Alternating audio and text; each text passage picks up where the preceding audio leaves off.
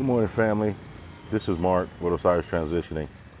What I'm going to be talking about today is traveling light in the Philippines. And it has a double meaning. The first is going to be as far as traveling light, as far as luggage, and then traveling light as far as weight. I don't know if you noticed or not, but I'm fatter than the average fat guy. So I'm actually traveling pretty heavy in the Philippines. And first, I'm going to briefly touch on a question that one of my subscribers, Papa Dappa Car Holder, had. And his question was paraphrased in this way. He was basically asking, due to what's happening in the world, how's that affecting expats, and what's my thought on world events? And I usually don't really talk about politics and social economic situations that much, but I think I'll take the time out to talk about that today. I believe that the world is in a dramatic decline. I believe that the whole Western society is crumbling. Not just the social economic system, but the core systems, the school systems, they're all being dismantled. I believe that there's a controlled demolition of the world order. And I believe that the world is about to enter in what's called hyperinflation.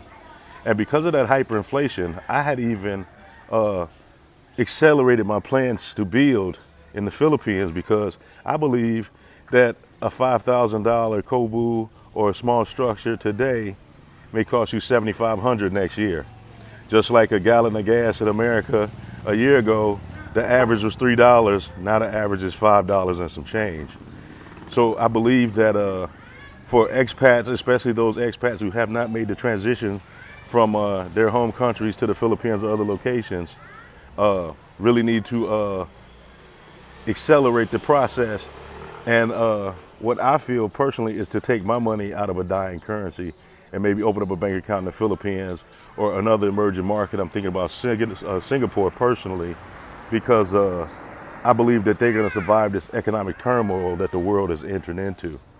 That being said, what I'm going to talk about first is your luggage and things like that we travel with in the Philippines.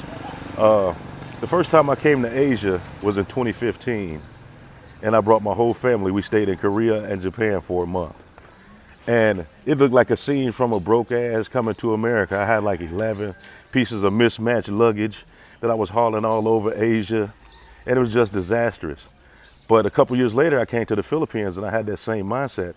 I came with 2 giant suitcases, 75 kilos, like 160 pounds worth of luggage. I had 8 pairs of shoes. I was changing clothes twice a day, like I was on some kind of cruise or in Beverly Hills at some kind of magnificent resort. And what I found is that was way too much, you know what I mean? And you stand out like a sore thumb, you know? So since 2015, I've changed a little bit, because I started noticing this world decline in 2017. So I began to do what's called prepping today. And in my prepping, I have a few principles that I like to focus on: food, water, shelter, security, community, barterability, things like that. And so today, the focus is really about security and being secure in the Philippines. And I believe that carrying large amounts of luggage makes you a target. You stand out like a sore thumb. They know that you're not here. They know that you haven't been here many times. And also, there's so many hidden costs to carrying that luggage, especially if you're island hopping, because you have to pay for baggage. And it's 1,200 pesos per 20 kilos of luggage. And that can be pretty costly. I tell you, look, when you start paying $60, $70 a bag, your plane ticket $30, and your baggage is $160. It's a real eye-opener. And even on ferries, they charge you per bag. Even if you jump into a taxi, not so much a taxi, but a private car or a van, it's all charged by the bag. You have to buy seats for your bags. So believe it or not, a lot of you guys are gonna think it's crazy. But this time, I've been here 2 months. I came with 4 pairs of drawers, 4 pairs of pants. I had 3 pairs of shorts, 1 pair of pants. And that pair of pants I only wore one time, and I'm gonna put them on again tomorrow when I go to Manila. But I only wear pants at the airport, or if I go out to a special dinner, which I haven't been anywhere yet that requires me to wear pants. And I've been literally living out of a backpack for the last month. Although I brought a whole suitcase, I left that suitcase and just carried a backpack of the essentials. Now my bag is a little heavy right now because I had sent my girl some hydroponic grow lights because she's a farmer and she sells a lot of produce and she sells a lot of seedlings, plants and things like that. And I figured she can get into a situation where she's giving these plants 100% sunlight in a fake environment, you know, a pseudo sun environment, and be able to increase her produce and production. But the problem is the electrical costs are so high here. She refused to use it because it caused a spike in her electric bill. And so I'm bringing it back to America, make a long story short, because I stayed here over and I need to catch up on my growing season. So I'm going to use those hydroponic lights at home.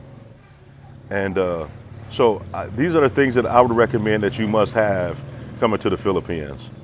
I would say maybe 3 or 4 outfits, pants, maybe 6 shirts, especially if you have a girl, because the thing about your Filipina is the moment that you take the stuff off, she's going to be washing it. Before I get my underwear off, she's already got the water running to wash it.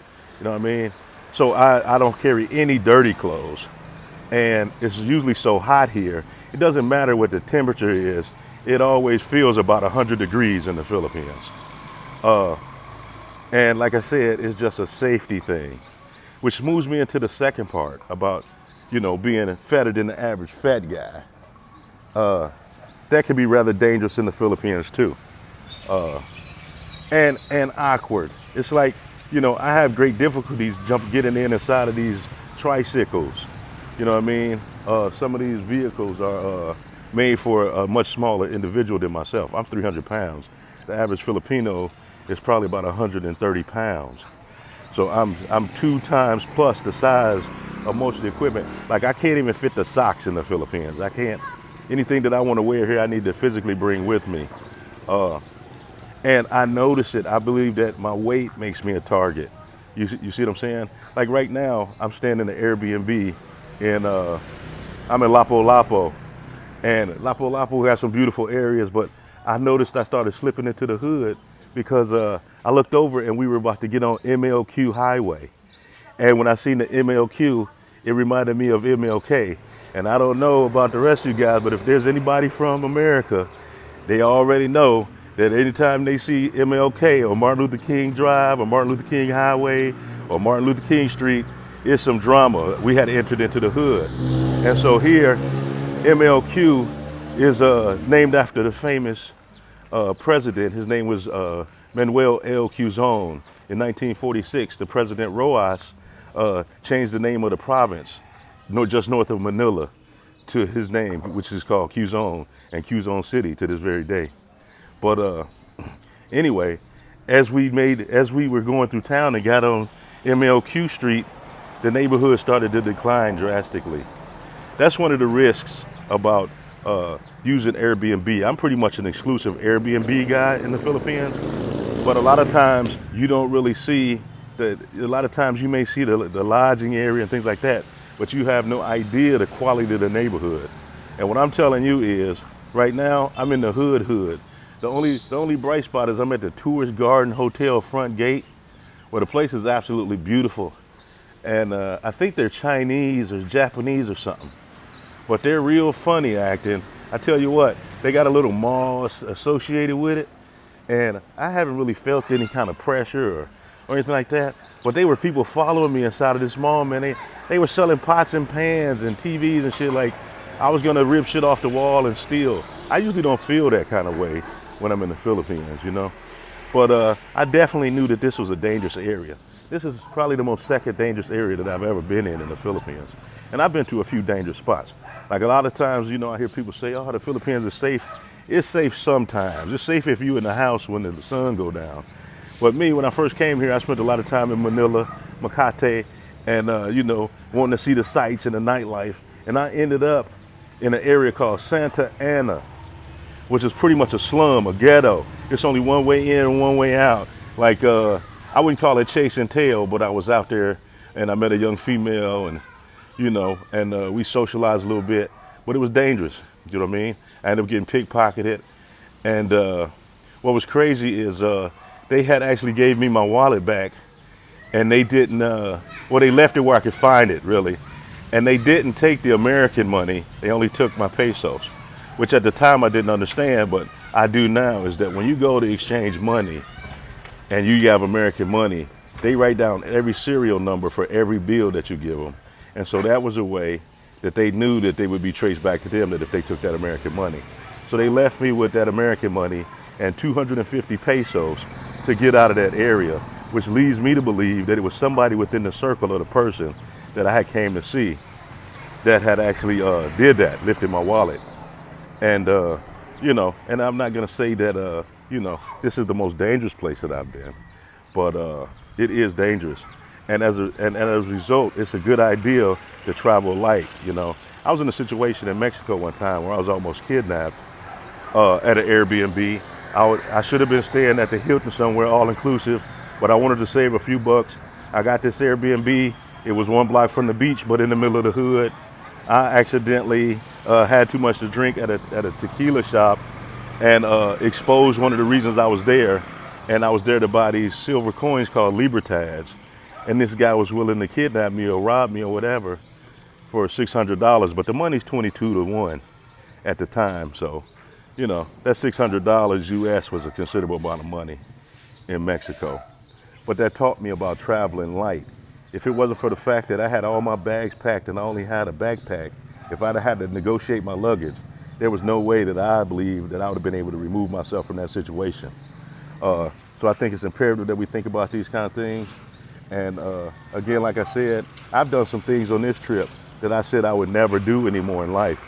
I'm retired, and I said, man, you know, the key for me right now is not to hurt myself, not to stress myself, and to live as long, as healthy as possible so that I can keep receiving these checks every month, you know. So there's a lot of things I swore off of doing. Like I said, I wouldn't drive in the Philippines. I drove this time. I scaled mountains to go to waterfalls, and, you know, I mean, and these things were held together just by stone and rock and mud, dirt, you know, and they've had so many typhoons and tornadoes that, you know, there was places that was weak, you know, and like I said, the average Filipino may weigh 50 kilos, you know what I mean? I'm at 135 kilos, so they can stand on that boulder as they jump across the gap, and it'll be nothing. But you put my 300 pounds on there, we might have a real issue. And so, you know, so I'm gonna make a personal effort to lose 100 pounds, 45 kilos. I hope to see the mass majority of those results by the time I come in September, because I just feel that it would put me in a safer place. It's like right now, if I'm bum rushed by a couple Filipinos, I feel that in the first 3 minutes, I have my greatest opportunity because they're so small. I can use my sheer strength and power and my physical presence to handle myself in that situation. But if the situation goes longer than 5 minutes, fellas, I'm fucked. You know what I mean? And I realize that, you know. And even since I've been here, I've been tried by a few. You know what I mean? Just verbally communicating to me things that could have definitely got into a deeper situation if I would have been a little bit more naive, a little younger, you know what I'm saying? But this ain't my first rodeo. I've been around the block a few times, so it's not easy to suck me into no bullshit. You know what I mean? But, you know, the Philippines definitely has a dark side, and I'm walking on it right now. I'm gonna flip this camera around just for a few minutes and let you guys see what's going on. I'm not gonna walk too far, but then I'm gonna walk back to my resort and let you guys see the contrast and what's happening. Because the resort is wonderful, but the key is to stay within those gates. Don't be fucking around after dark around here. So yeah, this is the little walk. We're gonna walk for a minute. What you'll find is it ain't a whole lot to see. You got a little sorry store. Motherfuckers will run you down up through here. There's always gonna be some women out, you know what I'm saying, walking around the sites and things like that. But then once you get in here, it's pretty much all hood, you know what I'm saying? I'm in the hood, fellas, you know? And believe me, it's dangerous, shit, you know? Especially after dark. Look, they was looking at me like a snack, you know what I'm saying? And I believe that the Philippines are starting to experience hyperinflation also. And that hyperinflation makes us look more like a target, you know. I was in Behold and I feel I got rejected a few times.